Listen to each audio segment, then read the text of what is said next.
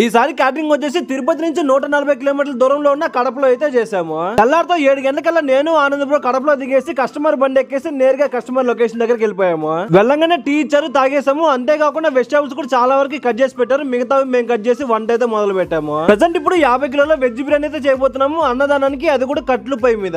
ఒక పెద్ద 70 కిలోల అండిలో 8 కిలోల ఆనియన్, 6 లీటర్ల ఆయిల్, పట్ట, లవంగం, మేలకలు, స్టార్ పువ్వు, అలాగే పచ్చిమిరకాయలు కూడా వేసాము. అవన్నీ కొద్దిగా ఫ్రై అయ్యాక 1/2 బకెట్ అల్లం పేస్ట్, అన్ని రకాల వెజిటేబుల్స్, మిల్ మేకర్, కొత్తిమీర, పుదీనా, 5 లీటర్ల పెరుగు కూడా పోయేసాము. అలాగే salt, chilli powder, chicken masala, garam masala, tomato కూడా వేసాము. ఇక 1కి 2 లెక్కన నీళ్లు పోసేసి మూత కూడా పెట్టేసాము. అలాగే గ్యాప్ లో టిఫిన్ తెచ్చిచ్చారు, తినేసాము. అందులో రైస్ కి నీళ్లు వేడి రైస్ కూడా వేసాము. ఇక ఈ అన్నదానానికి కారణం వచ్చేసి చిన్న పాప అనమాట. పాపది వచ్చేసి ఫస్ట్ బర్త్డే, అందుకని ఈ అన్నదానం చేస్తున్నారు. కరెక్ట్ గా 10:30 కల్లా బిర్యానీ దమ్ పెట్టేసి 11:15 కల్లా బిర్యానీ ఓపెన్ కూడా చేసాము. అలాగే రాత్రి డిన్నర్ కి chicken biryani, chicken fry, bread halwa అని చెప్పి ఇంకా చాలా ఐటెంలు చేయాలి. ఆ వీడియో అయితే నెక్స్ట్ రాబోతుంది.